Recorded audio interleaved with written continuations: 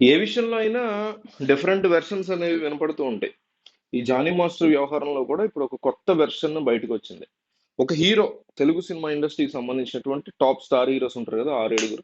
వీళ్ళలో ఒక hero Johnny master మీద ఎప్పటి నుంచో ఉన్నటువంటి ఒక కోపంతో కావచ్చు, లేకపోతే గతంలో వాళ్ళకు ఉన్నటువంటి ఇబ్బందుల రీత్యా ఈ అమ్మాయితో కావాలనే కేసు పెట్టించాడు ఆ హీరో. ఇప్పుడు ఆ హీరోది సినిమా రిలీజ్ అవుతుంది కొన్ని నెలల్లో. ఆ సినిమాలో కూడా ఈ అమ్మాయి పనిచేసింది, జానీ మాస్టర్ కూడా పనిచేశాడు. మరి ఏ రకమైనటువంటి ఇష్యూస్ వచ్చాయి అనేది ఆ, అంటే ఇదంతా కూడా కొన్ని వెబ్సైట్లు రాస్తున్నాయి. దీనికి ఎక్కడ ఒక చిన్న బేస్ ప్లాట్ఫామ్ లేదు. బట్ ఎట్లా ఉంది సిచ్యువేషన్, ఒక ఇన్సిడెంట్ జరిగినప్పుడు దానికి ఎన్ని రకాల కథలు అల్లుతారని చెప్పడానికి వీడియో అన్నమాట.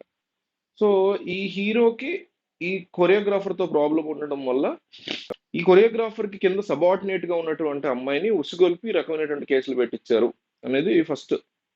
అలిగేషన్ కూడా అనకూడదేమో, దీన్ని రూమర్ అనాలా, అలిగేషన్ అనాలా, లేకపోతే మూర్ఖత్వం అనాలా, లేకపోతే నిజం బయట పెట్టడం అనాలా, నాకైతే తెలీదు. ఒక వెబ్సైట్ రాసింది. ఇంకొంతమంది ఏం క్వశ్చన్ చేస్తున్నారంటే, ఎప్పుడో 2017 18లో 19 నుంచి అమ్మాయి పనిచేస్తుంది ఇతని దగ్గర, మరి ఇప్పుడు కేసు పెట్టడం ఏంటి అని. సరే, ఫస్ట్ దాన్ని చూద్దాం. అది నిజం అయినా అవ్వకపోయినా పోలీసులు అయితే పిచ్చోళ్ళు కాదు కదా. ఇంత పెద్ద సెలబ్రిటీ, ఇప్పుడు మీకో నాకో ఏదైనా అయిందనుకోండి, పోలీసులు ఏదైనా గోల్మాల్ చేయడానికి పెద్ద మ్యాటర్ కాదు చేస్తారు. కానీ ఇంత పెద్ద సెలబ్రిటీ మ్యాటర్, జానీ మాస్టర్ లాంటి వ్యక్తి, పెద్ద పెద్ద హీరోల దగ్గర పనిచేసినటువంటి వ్యక్తి, ఆ అమ్మాయి దగ్గర పనిచేసిన సబార్డినేట్ కేసు పెట్టింది. కాబట్టి అంత తేలిగ్గా ఈజీగా మ్యానిపులేట్ చేయడానికో లేకపోతే పిచ్చోళ్ళలాగా బిహేవ్ చేయడానికో పోలీసులు కుదరదు. ఏమైనా తేడా వచ్చిందంటే ఆ అమ్మాయికే ప్రాబ్లం అవుతుంది. కాబట్టి అంత పెద్ద రిస్క్ ఆ అమ్మాయి చేస్తుంది అని నేనైతే అనుకోవట్లే. అట్లాగని ఈయన ఏదో చేసేసాడని నా ఉద్దేశం కాదు. ఒక్కొక్కసారి ఏమైందంటే, ఒక్కొక్కసారి ఈ ఈ కేసు ఆ కేసు అని నేను అనట్లా. ఒక్కొక్కసారి ఏమైందంటే, చాలా సందర్భాల్లో అవుతుంది ఈ మధ్యకాలంలో, ఫీమేల్స్ కి ఉన్నటువంటి లాని మిస్యూజ్ చేస్తూ వాళ్ళ బెనిఫిట్ కోసం. ఎందుకంటే మీకు సెంచరీస్ గా కూడా ఫీమేల్స్ ని దారుణంగా తొక్కుతూ వస్తున్నారు. పేట్రియాటికల్ మెంటాలిటీ ఉన్నటువంటి మగజాతి ఆడవాళ్ళని ఎన్నో సంవత్సరాలుగా, దశాబ్దాలుగా, శతాబ్దాలుగా తొక్కుతూ వస్తుంది. అందుకని చెప్పేసి మోడర్న్ సొసైటీలో మనం వాళ్ళ కోసం కొన్ని రూల్స్ ని, లాస్ ని డిజైన్ చేశారు ఆడ మగ అందరూ కలిసి. దాన్ని ఉపయోగించుకునేటువంటి వాళ్ళు ఒక 60 to 70% ఉంటే, ప్యూర్ మిస్యూజ్ చేసేవాళ్ళు 30% ఉన్నారు. సో ఇట్లాంటి సందర్భంలో ఏమైందంటే, ఒక పాయింట్ తర్వాత వాళ్ళు చెప్పినట్టు వినలేదనో, వాళ్ళు డబ్బు ఇవ్వలేదు, ఇంకోటనో వీళ్ళని ఒక రకంగా వాడుకునే సందర్భాలు కూడా ఉన్నాయి. ఇది అట్లాంటిదని నేను అనట్లా. సో ఇట్లాంటి కేసులు చూస్తున్నప్పుడు మనుషులు ఈ రకంగా కూడా ఆలోచించేటువంటి అవకాశం ఉంటుంది. అందువల్ల ఇట్లాంటి క్వశ్చన్స్ రైజ్ అవుతున్నాయి. సో ఇందాక అనుకున్నట్టు ఫస్ట్ ఏంటంటే, ఆ హీరో అట్లా అంత పని కట్టుకుని ఈ రకమైనటువంటి థింగ్ చేస్తాడని నేను అనుకోను. ఎందుకంటే హీరో కాబట్టి, ఇండస్ట్రీలో అంత పెద్ద ఇది ఉంటుంది కాబట్టి, తొక్కేయాలనుకుంటే తొక్కేస్తారు హీరోలు. టాప్ హీరోలు వాళ్ళదే కదా. ఎంత పెద్ద ప్రొడ్యూసర్ అయినా, ఎన్ని కోటాను కోట్లు ఉన్నా, ఎంత రాజమౌళి అయినా, ఎంత సుకుమార్ అయినా, లేకపోతే ఎంత పెద్ద పెద్ద కరణ్ జోహార్లు అయినా, హీరోల కింద తలంచుకు ఉండేటువంటి ఒక దౌర్భాగ్యపు హీరో ఆట్రికల్ అనలేము దాన్ని. ఆ పదమే లేదు కానీ, ఆ వాళ్ళ డామినేషన్ లో ఉండేటువంటి ఇండస్ట్రీలు కదా, బాలీవుడ్ అయినా, కాలీవుడ్ అయినా, తెలుగు అయినా, మలయాళం అయినా, కన్నడ అయినా. సో అది నేను అనుకోవట్లా అంత మూర్ఖత్వంగా హీరో చేస్తాడు పర్టికులర్. మీకు అర్థం ఉంటుంది ఆ హీరో ఎవరు ఇప్పటికి వాళ్ళు చేస్తున్న అలిగేషన్స్. సరే, అది పక్కన పెడితే ఈ అమ్మాయి 6 సంవత్సరాల తర్వాత ఎందుకు ఇచ్చింది కంప్లైంట్ అంటే, ఇది ఒక విషయాన్ని మనం చాలా జాగ్రత్తగా అర్థం చేసుకోవాలి. ఇక్కడేమి ఆ అమ్మాయిని ఎవరు సపోర్ట్ చేయట్లా, అతనికి ఏమి ఎగనిస్ట్ కాదు. రేపు పొద్దున ఇదంతా ఫేక్ ఎలిగేషన్ ప్రూవ్ అయితే, ఇప్పుడు జానీ మాస్టర్ ని మనం ఎట్లా అయితే మాట్లాడుకుంటున్నామో, అసలు దారుణంగా ఆ అమ్మాయిని టార్గెట్ చేస్తా, నేను వీడియోలు తీస్తా, నేను ముందే చెప్తున్నా.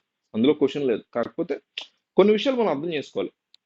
ఒక ట్రామా అనేది క్రియేట్ అవుతుంది. ఇప్పుడు ఫర్ ఎగ్జాంపుల్, ఆడ మగ పక్కన పెట్టేస్తే, ఒక ఒక మా ఇంట్లో, సరే నా ఎగ్జాంపుల్ నేను అంతగా చెప్పలేను కానీ, ఒక ఇంట్లో ఒక 16 ఏళ్ళ అమ్మాయో అబ్బాయో ఉన్నారు. వాళ్ళ ఫాదర్ని మదర్ని కళ్ళ ముందు చంపేశారు ఎవరో. ఏదో రీజన్స్ కి, పాత కక్షలు అనండి, ఇంకోటని, దోపిడీ దొంగలు అనండి, చంపేశారు. వాళ్ళు, అంటే వాళ్ళ పట్ల ఒక ట్రామా జరిగింది. ఫిజికల్ గా కాదు, వాళ్ళ కళ్ళ ముందు వాళ్ళకి ఫిజికల్ గా ఒక ఇష్యూ జరిగింది. సో వాళ్ళు ఒక ట్రామాలోకి వెళ్తారు. అందులోంచి వాళ్ళు బయటపడి సాక్ష్యం చెప్తారు, పోలీసులు అది వస్తే కేసు ఫైల్ చేస్తే అదంతా వేరు. అలా ఏమి ఫైల్ చేయలేదు, అసలు ఏమి జరగలేదు అనుకోండి. ఆ రకమైనటువంటి సిచ్యువేషన్, చుట్టాలు లేరు, ఎవ్వరు లేరు హెల్ప్ చేయడానికి, చచ్చిపోయారు, చంపేశారు. ఆ శవాలు కూడా వాళ్ళే తీసుకెళ్ళిపోయారు చంపేసిన వాళ్ళు. సో ఒక ట్రామాలోకి వెళ్ళిపోతారు వాళ్ళు. వాళ్ళు ఫైనల్ గా ఆ మెంటాలిటీలోంచి బయటకు వచ్చి పోలీస్ స్టేషన్కి వెళ్ళి, ఇదిగోండి మాకు ఇట్లా జరిగిందని చెప్పడానికి మీకు 10 ఏళ్ళు పట్టినా మీరు ఆశ్చర్యపోకర్లా, తెలుసా. అట్లాంటి సిచ్యువేషన్స్ కూడా ఉంటాయి. అదే ఈ రకమైనటువంటి లైంగిక వేధింపులప్పుడు కూడా అది ఆడవాళ్ళకే కాదు, అబ్బాయిలకైనా సరే. చిన్నప్పుడు ఒక 6 క్లాస్, 7 క్లాస్ చదువుతున్నప్పుడు అబ్బాయిల్ని గూడా అవతల మగాళ్ళు గావచ్చు, ఆడోళ్ళు గావచ్చు లైంగికంగా వేధించేటువంటి సందర్భాలుంటాయి. పెద్దయిన తర్వాత వాళ్ళు మనసులో బాధపడుతూ కొన్ని ఎమోషనల్ మూమెంట్స్‌లో చెప్పుకుంటారు తప్ప జరగవు. సో, అట్లాగే ఈరోజు ఆ అమ్మాయికి 19లో జరిగితే 24లో కాదు 29లో అయినా చెప్పుకునేటువంటి అవకాశం ఉంటుంది, ఉండాలి. అమ్మాయికని అక్కడ ఆ ప్లేస్‌లో ఒక అబ్బాయి ఉండి, అవతల ఒక లేడీ అబ్బాయిని అట్లా చేసినా సరే ఇదే వర్తిస్తది. 2019లో ఒక ప్రొడ్యూసరో, ఒక ఫీమేల్ కొరియోగ్రాఫర్ అండి. కింద సబార్డినేట్‌గా జాయిన్ అవ్వడం వచ్చిన ఒక అబ్బాయితో చాలా తీవ్రంగా లైంగికంగా వేధించింది. ఆడు 2024లో చెప్తే ఇప్పటిదాకా ఏం చేస్తారు? సరే అబ్బాయిలకి ఏమైనా జరిగిందనగానే కామెడీ చేసేస్తాం. కుళ్ళు కామెడీ అది వేరే విషయం. అదొక మూర్ఖపు ఒక పిచ్చి నా కొడుకుల తత్వం. సరే 24లో ఎందుకు చెప్తున్నావురా అని ఫస్టే క్వెషన్ చేయడం అంటే, అక్కడ ఉన్న ఆడైనా, మగైనా అది ఎంత మూర్ఖత్వం అంటే, ఆ ట్రామా నుంచి వాళ్ళు బయటపడటం కావచ్చు. దానికోసం వాళ్ళు అందులోంచి బయటపడటం కోసం వీళ్ళతో వాళ్ళు చేసేటువంటి పోరాటం కావచ్చు. మతం మారిపో నువ్వు నాతో పాటు పెళ్లి చేసుకో అని వాళ్ళ వైఫ్ కూడా తనని హెరాస్ చేసిందని ఆ పిల్ల చెప్తున్నప్పుడు, అదంతా నిజమా కాదా? నిజం కాకపోతే ఏంటి తర్వాత టాపిక్. అలా ఆ అమ్మాయి వెర్షన్‌ని గనక తీసుకుంటే 24 కాదు 29లో అయినా, 34లో అయినా ఆ అమ్మాయి కనీసం బయటకొచ్చి చెప్పగలిగింది తనకున్నటువంటి ఇబ్బందిని అనేది మనం మెచ్చుకోవాలి. అంతేగాని అప్పుడు తెలియతే ఇప్పుడు చెప్తావేంటి? ఇదేమి దొంగతనం గాదు. ఒక మన కళ్ళ ముందు ఒక పేరెంట్స్‌ని చంపేస్తే ఎంత దారుణంగా మనం ఇదైపోతామో, ఒక మనిషి మీద పడిపోయి మనల్ని ఎక్కడ పడితే అక్కడ నొక్కి, ఎక్కడ పడితే అక్కడ ఇది చేసి, అది చేసి, ఎక్కడ పడితే అక్కడ టచ్ చేసి చాలా తీవ్రంగా ఆ ఏరియాస్ అన్ని నాశనం చేస్తూ, అట్లా ఒక వస్తువులాగా ఎక్కడ పడితే అక్కడ ట్రీట్ చేస్తున్నప్పుడు, అందులోంచి బయటపడటానికి లేకపోతే ఇంకో దానికి చాలా తీవ్రమైనటువంటి ఇష్యూస్ ఉంటాయి. ఇది నిజంగా, నిజంగా చాలా బాధపడినటువంటి ఇలాంటి లైంగిక వేధింపుల్లో బాధపడే ప్రతి ప్రతి ఆడకి వర్తిస్తది. ఫేక్ వాళ్ళకి వర్తించదు. అబ్బాయిలు ఫేక్ కేసులు పెట్టొచ్చు, అమ్మాయిలు ఫేకులు కేసు పెట్టొచ్చు. ఇట్లా చేశారు, లైంగికంగా వేధించారు. వాళ్ళకి వర్తించకపోవచ్చు. దాని అర్థం నిజంగా పడిన వాళ్ళ విషయంలో, లేకపోతే ఇంకా ప్రూవ్ అవ్వని వాళ్ళ విషయంలో మనం దాన్ని అప్లై చేయకూడదు. కాబట్టి 6 సంవత్సరాల తర్వాత జరిగిందా, ఇప్పుడు జరిగిందా అనేది దాని గురించి మాట్లాడడమే మూర్ఖత్వం. ఈ పాయింట్ ప్రకారం అర్థం చేసుకోండి. ఫస్ట్‌ది ఒక హీరో అట్లా చేసాడనేది కూడా మూర్ఖత్వంగా అనిపించింది నాకు. నిజంగా తొక్కాలనుకుంటే ఇండస్ట్రీలో అసలు జానీ మాస్టర్ ఎక్కడ డాన్స్ చేయకుండా చేయగల సత్తా టాప్ 6 ఉందబ్బా.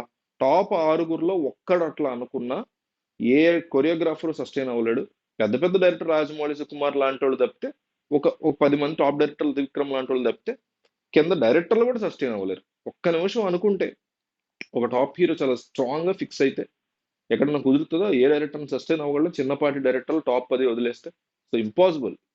అట్లాంటి పరిస్థితి, అట్లాంటి అవకాశం ఉన్నా కూడా ఒక అమ్మాయిని అడ్డం పెట్టుకొని ఇట్లా ఫేక్ కేసులు పెట్టిస్తాడు ఒక హీరో అని నేనైతే పర్సనల్ లెవెల్‌లో అనుకోవట్లేదు. మీకు ఇంకేదన్నా లాజిక్ అనిపిస్తే కింద కామెంట్ చేయండి.